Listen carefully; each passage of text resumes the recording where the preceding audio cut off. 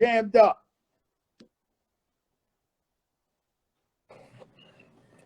My guy. My brother. Yo. Metta World Peace. My dude, big brother, Fat Joe. Let's go with your Joey Formerly known as Ron Artest. Yo, Ron, what you probably the beginning of these guys, of these crazy guys out here with this you changed your whole name. What made you wake up one day and say, I am physically changing my whole name on the uniform and everything? What made you do that? I mean, yo, I was like, I wasn't happy with my career, man. Joe, I played for you for years, man. I've been playing for you in the Rucker. We got 2 titles together, and I knew I was going to, one day be champion in the league, but I wasn't quite happy with how I was approaching things professionally. So I was like, you know what? Let me kind of reflect on everything that I've been through in my basketball life, and then it gave me some courage to change my name and just kind of get back to things that I was as a child. You know what I mean? So Metta is a Buddhist name. You know what I mean? And we just did it. What does it mean, Metta World Peace? What does it mean? Well, Metta is more like Indian. I was influenced by the Indian culture, Hindu culture, and it means like ultimate friendship, ultimate kindness. Because I felt like I wanted to get back to that because basketball was such a big part of my life, and it made me who I was. You know what I'm saying? I wanted to get back to another part, of Ron Artest, which is Metta right now.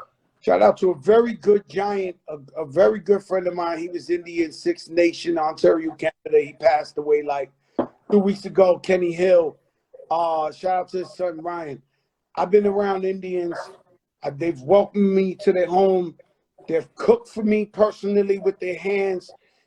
I've watched movies with them about what's going on to the native people. What a beautiful people, man. So I get what you're saying.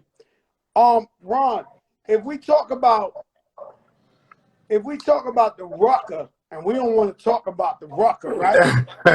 Jay-Z he got the last laugh. He just got $1 billion today. I saw that. This guy won't stop making money, right? I saw that. But in the Rucker, is it true? Because I say this story all the time, and I heard it in the street. Is it true that you have never lost a game on any team you have played for at the Rucker? Yeah, man, I never lost one game. It was crazy because they told me that, and I've been playing in the Rucker since I don't even know how old. And it was just crazy. I was like, that's one of the best things that ever happened, like one of my finest awards, because I was like, so many games that I played. I'm like, oh, wow. So my last game I played in the Rucker, I was older and I wasn't as good. So I couldn't affect the game. And I'm like, oh, this is going to be the game I lose. And we won the game. This kid won the game. Yo, that's fucking crazy. A young kid won it for you.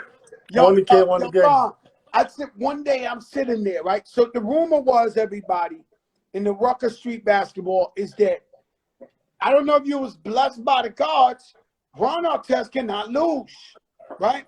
So one day we're playing, and it's a championship, like just semi-championship. You was in the NBA, making a lot of money. You cut your hand. You split your hand. Oh, you remember that? I remember that. You split, your whole shit was wide open, right?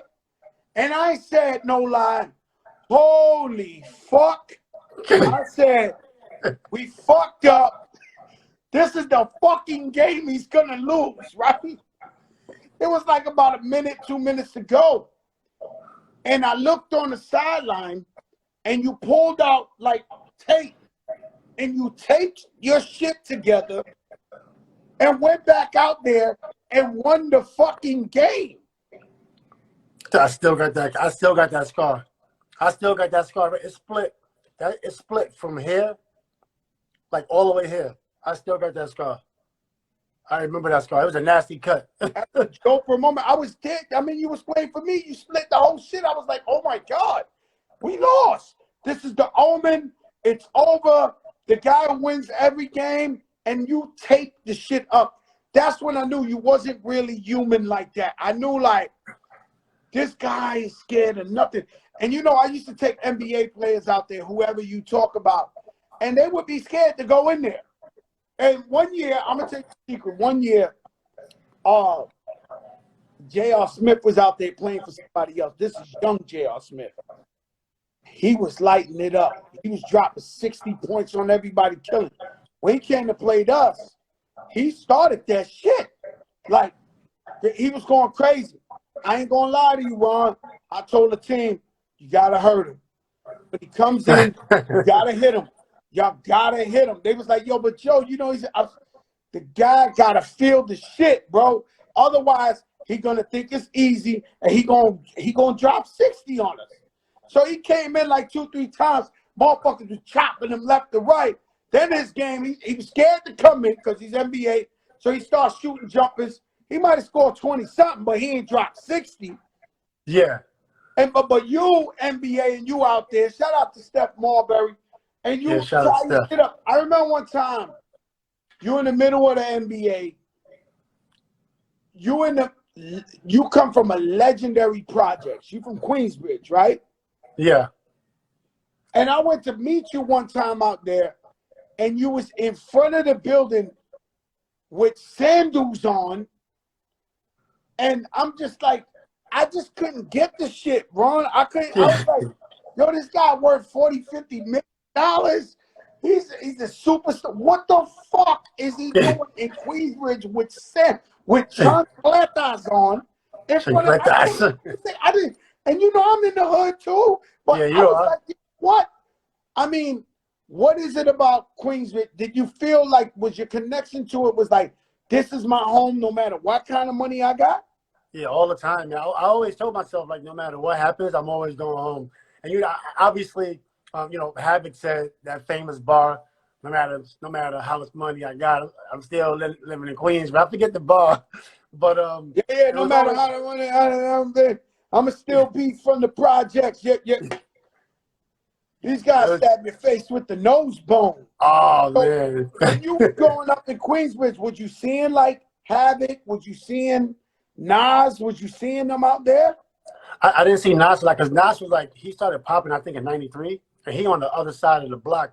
So, I mean, outside of the hood. So I didn't see Nas much, but I did see, like Havoc. Because Havoc and my cousin, they used to be real tight. They live on the same floor on 12th Street. So I grew up watching Keywan. You know what I mean? Like before, I didn't even know he was Havoc. I just knew about Keywan. Keywan, and then and in your projects, did they know? Did you know without playing? Put basketball aside. Did they know that this was like a royal place for hip hop? Did everybody know? Like, yo, this is Queensbridge. We put it down for hip hop. You got Mobb Deep. You got Marley Marl. You got Roxanne Shante. You got MC Shan. You got the whole fucking world was from Queensbridge. It was crazy. Like when we was young, you didn't realize it, but you know, outside was always fun. Besides, like, you know, little crazy gangster shit be happening, but it was always like fun. Always a lot of people. And then when you get older, like 8 years old, 9 years old, 10 years old, it's like, yo, we got this rapper, MC Shan. Oh, who that? Oh, Nas. Oh, wow, who that? Oh, Nas, he a rapper. Oh my goodness. Roxanne Shante. Wow, Capone. Like it just didn't stop. The nature. You know, then like Hostile, Nature, one of my favorites, boy. That boy nasty. Nature, one of my favorite. That boy nasty. Yeah, I used to go to Nature House every Thanksgiving for the Royal Rumble. every Thanksgiving. Every Thanksgiving, you would go over there, hang out with him, and watch the Royal Rumble. Every Thanksgiving, I was hanging with his brothers. I didn't even know he was rapping. I was just over there with the younger brothers, with the Baxters. I didn't even know he was rapping. Wow. And like, I've been to Queensbridge with you. They look at you Ron. They never looked at you no different. They didn't look at you as NBA. They didn't, you know what I'm saying? They just they accepted you for you. And then you got to go to St. John's. And that's right there in Queens. Right in Queens. I was trying to stay right in Queens. Like? Man, St. John's was amazing. I mean, I forget the age I was playing with you, but I know, like, just being from, you know, Queens, going to LaSalle Academy, playing at St. John's. I was trying to play for the Knicks. I did 1 year, but I mean, it was a dream to play for St. John's, man. It's just like I wanted to get a title there, but it didn't work out. I think the Knicks got a policy of they don't really bring people homegrown people. That's why I got so happy when they got Obi. I shot it out of my new song because I know he's from New York. Oh, Obi from New York? New York, like New York passed on Sebastian Telfair, they passed on you, they passed on Stephen. Like the Knicks wouldn't get somebody that's really from New York to play on the Knicks. I don't know if it was their strategy because they thought maybe guys would get in trouble or something. I don't know. But, you know, I'm sure you wanted to play for the Knicks. Absolutely. When the contract was up. I was actually going to New York right before I was going to the Lakers. But then something happened, which I can't really speak on. And I was headed to New York. I was headed to New York right before I was going to the Lakers. Lakers, for sure. You definitely wouldn't have won a chip in New York. Lakers, you won a chip. Yeah. You linked up with Kobe. What was that like knowing? Because you're basketball. You eat, sleep, drink basketball. You've been in there with the best, the roughest, the nicest, the this. You playing with a guy at this magnitude. What was special about him, and what was it like just looking at him every night playing? Was he like that incredible that you would stare at him and be like, yo, this guy, I don't know how he did that. Yo, he was magical, man. I always used to think I was watching magic because even in Game 5, we in Boston Garden. Kobe has 25 straight points from the third to the fourth, and all of our points. Not one person from our team scored. And watching that, it's like, yo, this dude is he's a superhero. Who scores 25 straight for the team, you know, in the finals? No, it was just amazing. You know, I'll give everybody about Kobe's story, and I'll tell it quick. But I remember I was visiting my man. My man lived in Jersey, Fort Lee. You come in the garage, you go up, the elevator will make you go to the lobby to go to another elevator. And so I get in the lobby, there's 25, 30 people. I mean, women, men, white, black, whatever. Everybody was out there, and they're staring at this little TV that the security guard at the front desk is watching. And they all staring at the TV. And in the TV, it's the Lakers game, is the finals. So they watch it. The Lakers are down like 2. Something happens with Kobe hits the ball with like 4 seconds, and it goes off the other team's leg, and it goes out. When it goes out, I literally watched 25 people go, oh, no! They were still losing by 2 with 4 seconds. But everybody was like, oh, no! Ah! Everybody screamed. Everyone knew that he was going to catch that ball and hit a 3-pointer. Yeah, probably. Curled around the pick, got the ball, and shot a 3-pointer to win the game. And I watched everybody's face, not just mine. Like, oh, everybody was like, I know this shit. Yo, he was that clutch. Yeah, it's not easy. It's not easy to, like, I mean, even with yourself, when you make all those hits, like, you always have a hit coming. You know it's coming, right? And it's like Kobe. You know he gonna hit a big shot. It's like when, you know, and where, but you know it's coming, right? And it ain't easy. It ain't easy. Yeah. When you describe it like that, because throughout my career, I have put out hits, and I've sat down and had dinner with friends of mine and be like, knew it was coming. I knew you was going to put out another. And I'm like, you knew? I didn't know shit. Like, what the fuck? How you knew? Like, I didn't know. Like, I didn't know. And so you went over there, you won chips with him. You came back.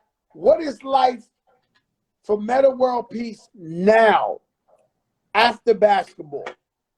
It's been cool because so after basketball, I was going to coach. I was coaching for the G League. I knew I always wanted to be a coach.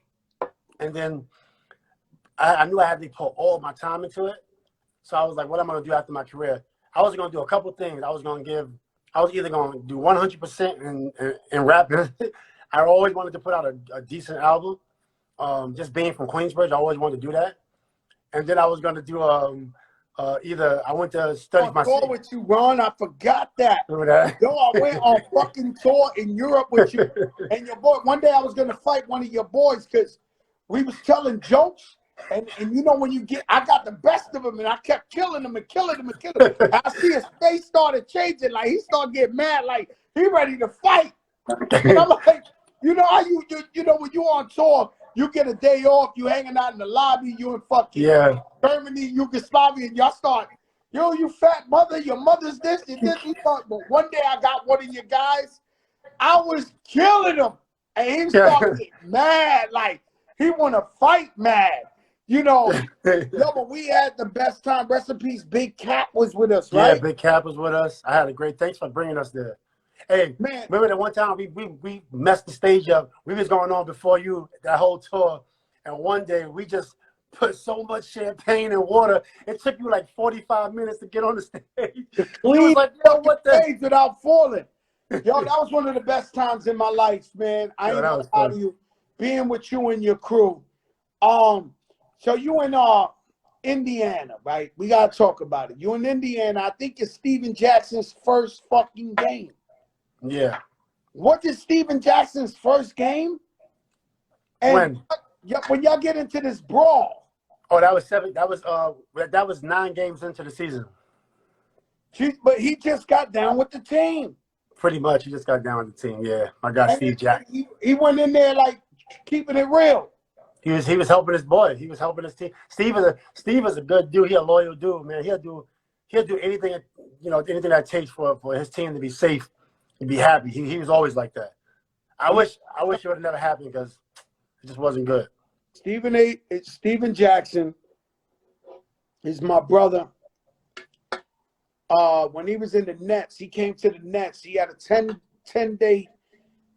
He came on a 10-day. Right? He was playing with Stephon, and then they renewed the 10-day and 10-day, and we took him under the wing. We used to hang out with him and loved him. And I remember one day he was in my crib in Jersey, and one of my friends played a game on him, and they said, yo, man, they said, the guy in the house next door, he's racist. He took Joe's dog, and Joe's dog is missing. I wasn't even there. Steven gets out and runs to the next door neighbor's crib. He's banging on the door, and everybody's dying laughing in the hall. And I said, yo, what happened? And they're like, yo, they told Steven that the neighbor stole your dog and he's racist. Bro, I had to run out there screaming like, yo, Steve, stop. It's a lie. It's a lie. I don't have a dog, bro. That's how loyal he was. That's how loyal dude. And so that's cool. So you coaching or you not coaching? I am coaching. I'm coaching a lot. I'm not coaching in the league, but I'm coaching a lot of kids and a lot of adults, like everyday coaching. Man, everyday coaching. And you coached us. I remember you was coaching us. Like, how did it feel? Like, I mean, Mousy was doing a lot of the X and O's, but you was involved in the game. Like, how did that feel? What were you focused on? Because I never got a chance to ask you. Well, I ain't gonna lie to you, Ron. I'm a winner. Yeah. Everything I do, I play to win. And so, maybe I ain't know X and O's, but I knew how to win every time. Oh, yeah. And I knew how to bring it out of certain people, right? How to bring it and lock in with them. And, sometimes I watch the Knicks now. I'll be like, man, if they made me an assistant coach, man, I make these guys win. No, you a hell. I always love playing for you, man. We got. I think we got 2 titles together. Nah, we got 2 titles, man. Yeah. One year you came and you played for Tony Rosa. Thank God you ain't played the whole year. After that, you broke my heart. I know. I started out with Tony Rosa, right? Because so I started out with Tony, but then I was with Mousy. I'm a Mousy guy for one. Actually, and then Mousy, I think Tony was with Mousy. Then you came, but then I'm like, I never played with Tony. I'm like, all right, cool, Tony. I'll play with you this year. Oh, but I got. And then the rumor was you did it for Danny, your brother. Your brother used to get busy out there too. No, he was a beast. He was a beast. I thought he was gonna go to the league. Right? He's just big. Big boy. Big Blue boy. collar, big boy. You know, and he tough.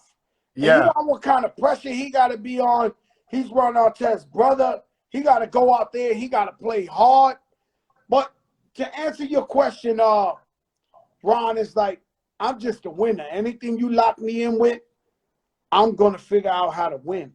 It's just the way I am. And so, but the thing is, you can lead the horse to water if they don't drink it. You heard that term.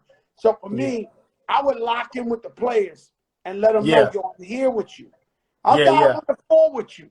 I'll scrape my knees with you and dive on it. I don't care. We just want to win.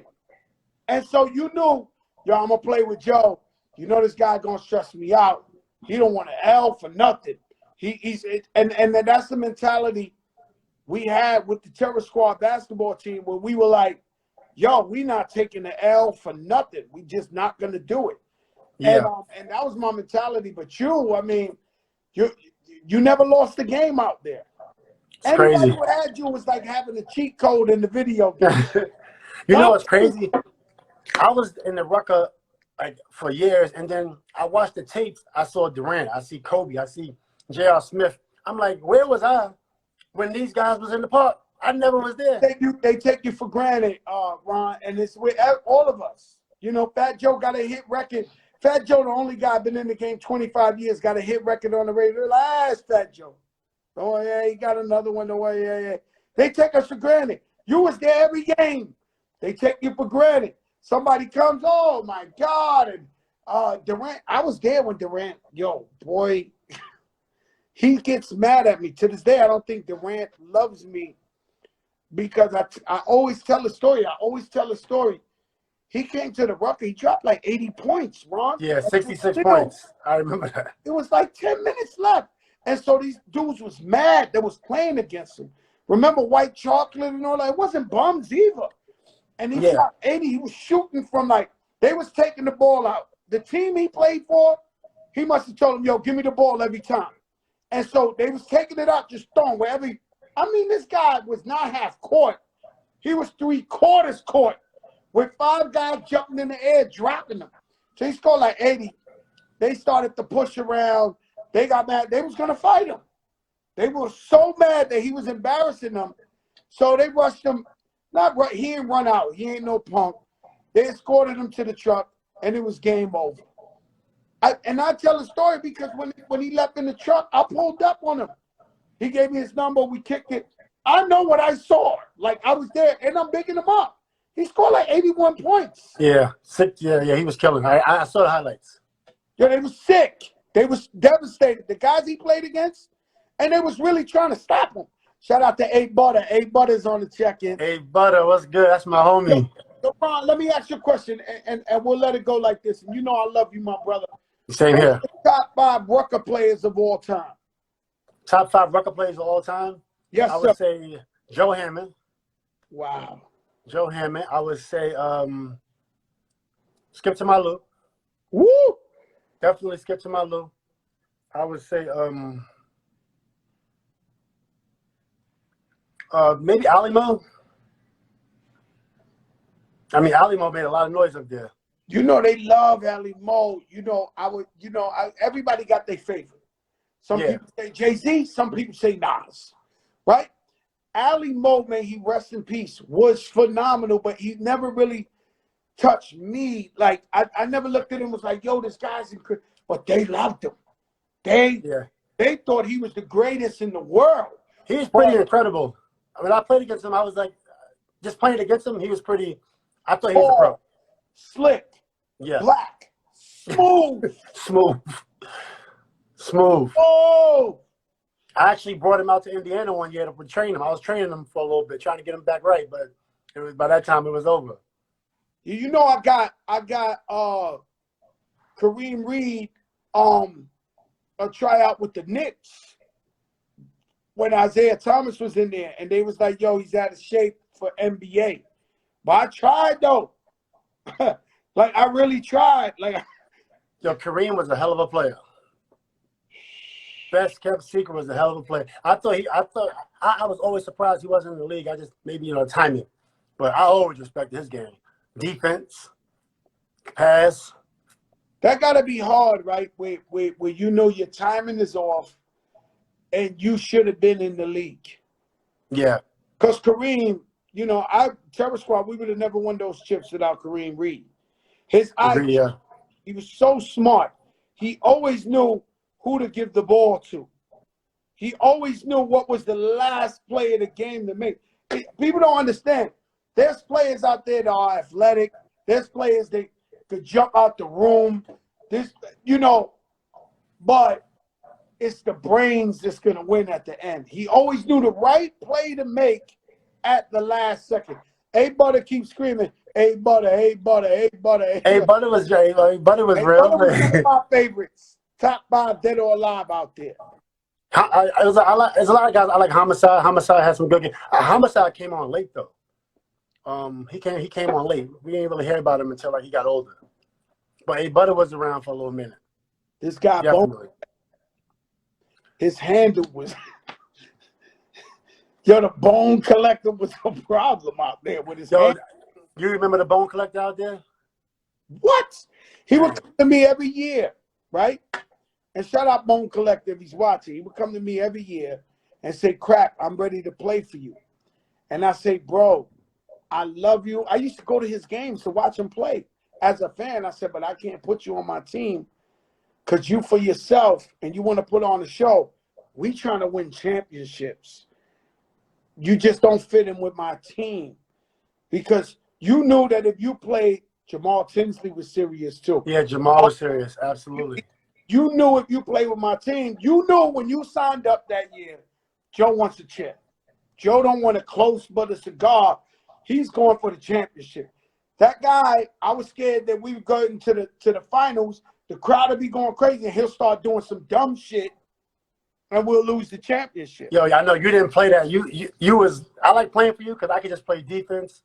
I never was like doing any tricks, and you loved that shit. Yo, and I always spotted the weakness. Yeah. And so my weakness was like, oh shit, Dorian Grant. Yo, hold up, back up. Dorian got the mismatch. Give it to him. Give it. And if I knew that a team was sized up wrong with us, like I didn't care. I would cheese it. If I knew that we had John Strick, rest in peace. R.I.P. John Strick. The guy playing defense on him, there's no way he could stop him. He's either going to score with an and one. I will come down and run the same play 40 times in a row. Like I will tease that motherfucker. But how did that work between you and Mousy? Because I mean, I was in the game and you was coaching, but like I know Mousy, he let you do your thing sometimes. Yeah, he was way smarter than me. He knew the game, the players. So Mousy knew, and if we had to give a real serious play, call a timeout, that was Mousy. Right. But I just think Mousy, I gotta bring Mousy on the show. Mousy had a unique style of coaching. He would do something that don't make no sense. He would do this. I would fight with Mousy. Like, so if it's a tight game, and our player scores, right, and the clock is working against the other team. The other team has no timeouts. You there, Ron?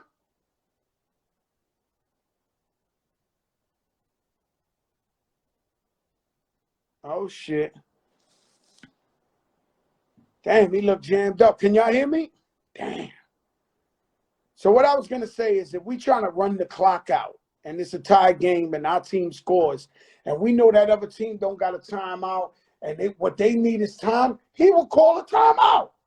He'll pat the play on the ass that scored the point and call a timeout. Exactly what the other team needed, but to him it was a form of like rubbing it down their face. It's something I wouldn't have did. But he would argue. Sometimes they would have to throw Mousy out the park because he would argue with rest in peace Greg Marius and everybody. Mousy was just arguing with everybody. He just like fucking with everybody out there. But I really wouldn't have been nothing out there if it wasn't for Mousy. So shout out Mousy. My niece is on here. That's crazy. Every day China was on here earlier. She don't even be on the show like that, but we talking about Mousy and Ron Artest. Listen, guys, put God first.